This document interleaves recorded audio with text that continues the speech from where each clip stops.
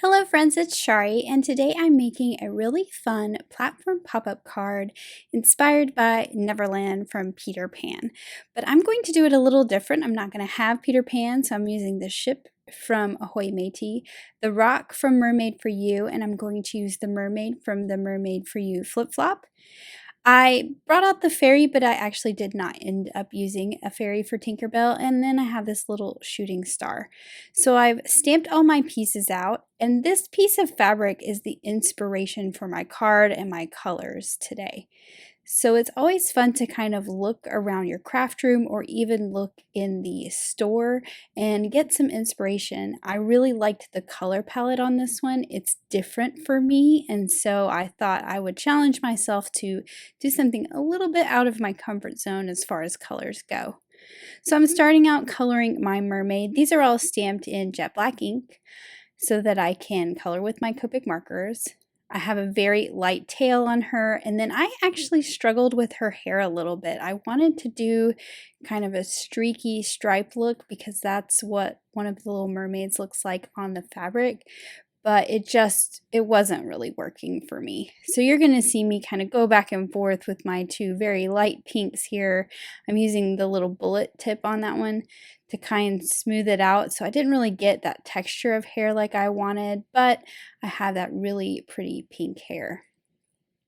I used an R22 for the top of her bathing suit, I guess, not her tail, and then I'm using some dark skin tones for her. So I've used that darker under her hairline and where the shadows are, and then I blend out with that lighter color. Now the rock, I'm going to use some BV colors. These are not colors I use very often, which is why this is a challenge for me to use a different color scheme. And of course, this is kind of different for a rock, to color it in this blue-violet color. One fun thing about using a piece of fabric for some inspiration is it usually has a limited color palette because of the way fabric is printed. So usually they're using the same tones over and over again. So you're going to see me use something similar to this for the mountains that I create in the background. So it was interesting to try and find ink colors that matched the Copic colors and worked well together. I'm using these same BV colors on my boat. So I've colored that little flag, and then I'm adding some stripes to the sails. So they're going to be white and blue-violet stripes. This is just a fun little detail. I really like the way that this turned out. And then of course I have some browns for my boat. So I'm just using the lightest of the browns for the hull of the boat. And then the little crow's nest up top, I'll use a darker brown for the mast. And then I'll use an even darker one for the portholes on the side so that they're dark and look like windows. I'm just using that medium brown that I used for the mast to kind of give it some shading. And then this is where I'm going to bring in that darkest brown for the portholes down in the hull of the ship. Now I didn't color my fairy because I decided I didn't want to use that. And I found that the purple Watercolor Wishes rainbow paper had kind of that blue-violet tone to it. I cut the bottom off, so I'm going to get two colors in my stripes, and I have two 6x6 squares. So I'm cutting it so that the outside of my box is that more blue tone, and then the top of my box where my kind of waves, where my mermaid and my boat are going to sit, are going to be that lighter purple color. So that's more of a reddish purple. And I've cut two of these, of course, and it works out perfectly with this paper. You get the same color tones in the same spot as long as you cut them the same way. And then I'm just folding on the score lines that the die creates to create the folds of my box. So I'll repeat the same thing on that second piece so that they both are the same. And then I can add some double-sided tape to the little tabs on each of these die cuts. So there's the little tab on the kind of box part, and then there's the big tab that holds the top together. Now, I'm not using the die to cut my pieces for my inserts. I'm going to cut them out of Bristol cardstock and cut them with a different border die. So I'm just measuring, and of course the one that goes in the center can be a little wider. So the one that goes in the center, I'm going to cut at 3 3/4 wide, and then the one in the front is going to be 2 3/4 wide.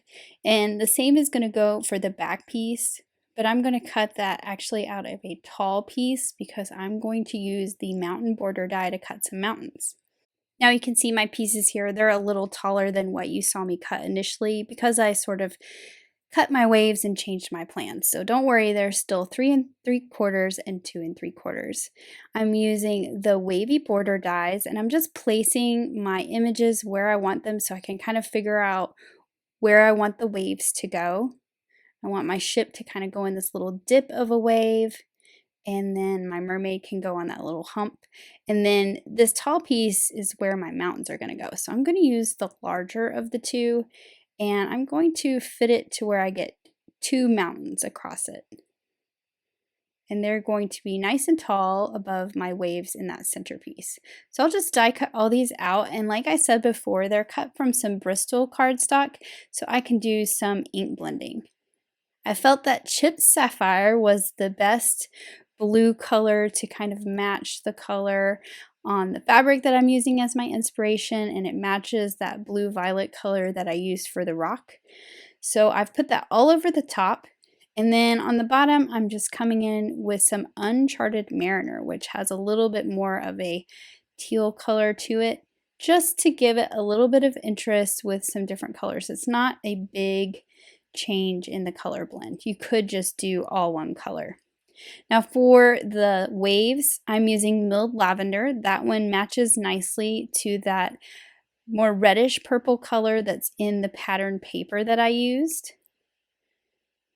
And I'm just going all over with that milled lavender, and then I'm going to come in and do something darker on the bottom with some dusty concord. And then I'll just go back to the milled lavender blending tool and blend that line away. So it's just a little touch of something darker along the bottom. And then of course I'm going to pull in that little shorter piece, the one that's 2 3/4, and do the same ink blending on this wave. This is where my mermaid's gonna sit. So I'm using the milled lavender and then coming in with the dusty concord. And I'm just using a scrap piece of paper to hold it so I don't leave any marks or fingerprints in the ink since it's kind of still wet. So I've got these really pretty colored metallic watercolors. They came from Amazon, I think. Everything's in Japanese on these. But I thought that these had some really nice colors that match the colors in my card. So instead of doing my usual gold, I'm doing some pinkish lavender on the waves, and then I'm doing a little bit of that same color along the bottom of the mountains. I'm trying to keep this color just at the bottom.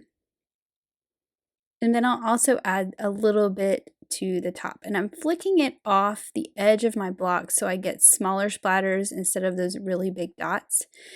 And then I'm going to do the same at the very tip top of the mountain.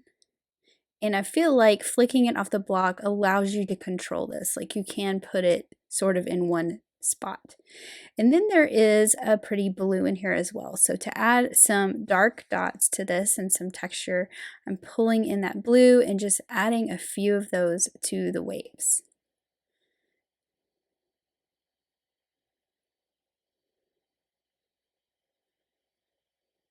Now I'm going to pull in an aqua color and actually paint in a little waterfall falling down between the mountaintops there. And then I'm using the white in this set to add in the spray at the bottom of the waterfall. Now this is going to get hidden a little bit with the layers in front of it, but I just think it's a really fun detail. It makes you want to kind of look down in between those layers of the card and see what's at the bottom of the waterfall. And then I added some white splatters just to that kind of empty area of the mountains. So I'll set this aside to dry, and then I'm going to work on my trees and my flowers. So I've got some colors pulled from some of the textured canvas cardstock packs, and I'm going to use these little flowers. And these are from the Spring Sprig die set. And I like that it cuts out 3 at a time so I can make a whole bunch.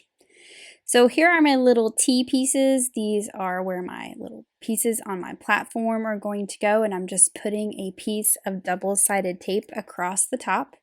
So I can peel that off and stick that to the back of my waves and my mountains. So here's that front piece. I'm going to do the same for the middle piece. Now this one of course is wider than my T, so I'm just making sure I've got it centered up on there, using my grid mat as a guide. And then finally I have my mountains. And then of course I can cut that extra piece off, the one that goes in the middle, because I don't need the piece that folds down. So I'm just going to lay these one on top of each other and kind of get a feel for where my pieces go and start to glue them down. To me, it's a lot easier to kind of arrange my images on these before I put them in the box. So my little mermaid's going to go right here in the front, and I'm actually going to trim off her rock and shift her over so she's not quite so centered, and I've got her on one side and the boat on the other side, kind of framing up my waterfall in the mountains. So I also have these palm trees from the palm tree border, and I'm just going to cut them apart and just use the trees. I don't really care about the border part. I like that there's some trees in clusters of 2, and then I have this single one, and I'm just placing these directly on to my mountain piece. So I cut the main piece here from some paper bag cardstock, and I'm just gluing that directly onto my mountain. Thought about putting this tree up at the top of the waterfall, but decided to put it at the bottom.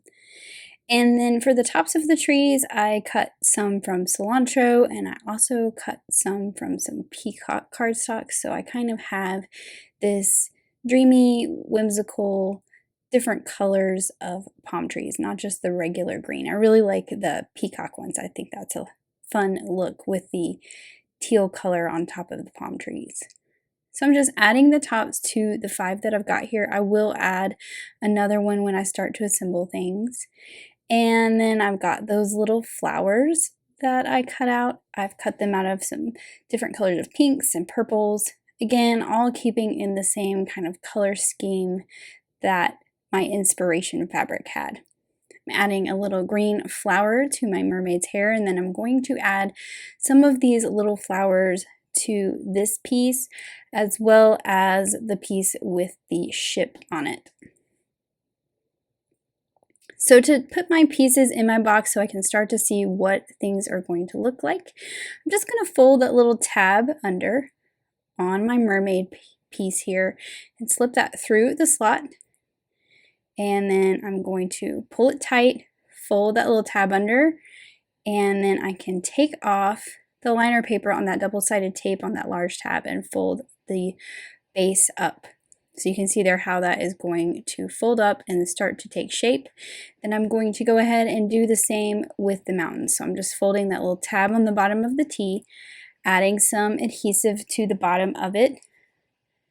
And then this one's going to sort of go the other direction.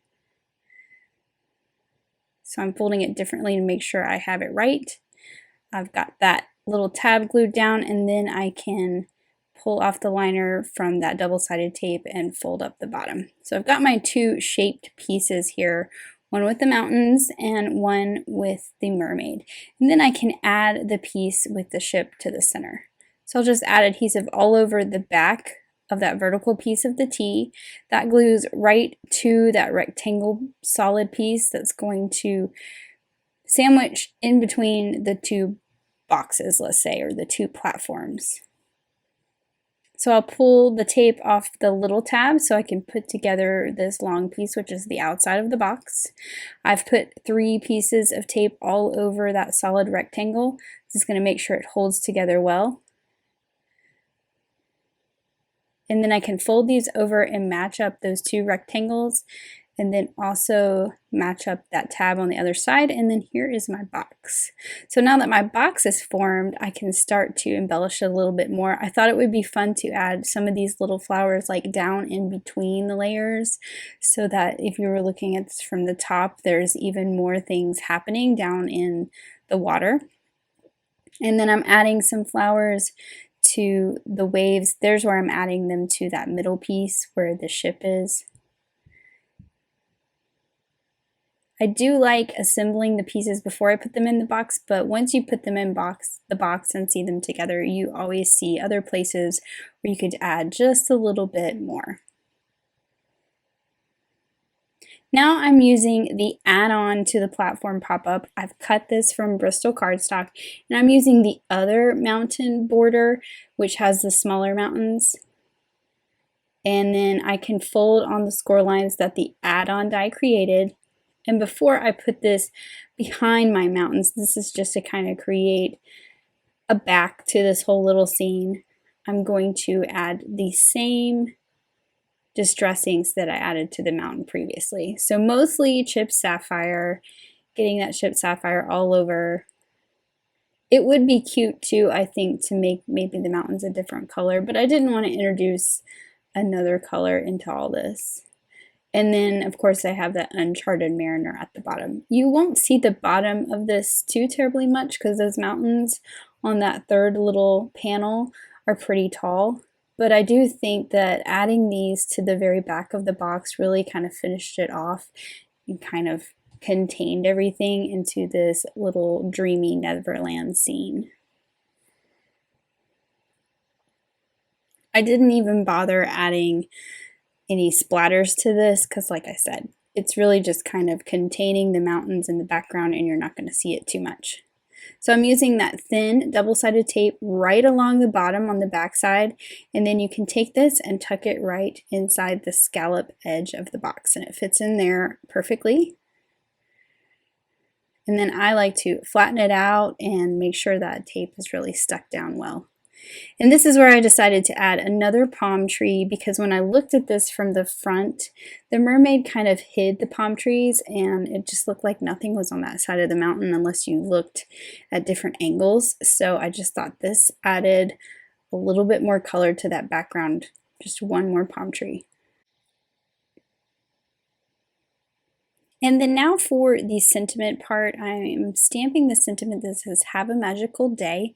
This is from the Dream Big stamp set, and I'm just going to cut it with my scissors so that I can stack it into 2 lines instead of 1, and it will fit on this little panel. This little panel is cut from some ballet slipper cardstock, and this is part of the platform pop-up die set, so it's going to fit perfectly on the front of my box. So I'll just add this with liquid glue to the front of the box, and this is going to help break up the kind of solidness of the outside of the box a little bit. I've also got some of my little flowers still left over, and I'm just going to add a few dots of glue and sprinkle those around so that the outside of my box matches the scene on the top of the box. So I've added a few of those to the front, overlapping the panel, which I think is a really nice look. And then I'm also going to add some to the sides. You could also add some to the back, which I did not. The back of this, because the mountains are white on the back, it isn't really completely covered. I have done that before. If you saw the Little Mermaid card that I made, I did do the whole back of the background. I'm adding a little bit of stickles just around, not even to every flower. I'm adding it to just a few. I'll add a little bit to my palm trees. I'm also going to add some to my mermaid's hair and my mermaid tail because you need to have a glittery tail. I'll add some to the tops of the mountains and to the waves. I just like to add little bits of this glitter, pretty much everywhere. It really does kind of make things start to catch your eye and shine. I'm also adding some to the stripes on my ship's sails there. And then finally, I thought it needed a little bit more at the tops of these mountains, so I decided some clouds would be fun. So I have the smallest and the middle size little stitch clouds from the spring showers die set. These are my favorite clouds to use, and I'm just gluing those to the back side of the mountain so they look like they're behind a really tall mountain. Of course, I need to add some glitter to those.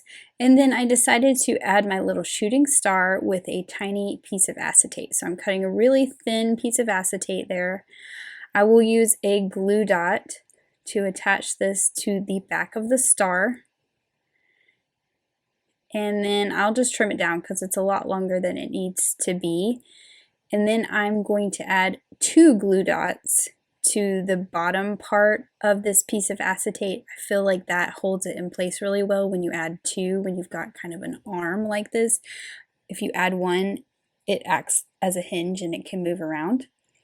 And then I'm just going to attach that coming out from behind the clouds and the mountain. So you have your shooting star up in the sky, and then this is my finished card, and I just think it turned out so pretty and so dreamy, and I love this kind of different take on Neverland.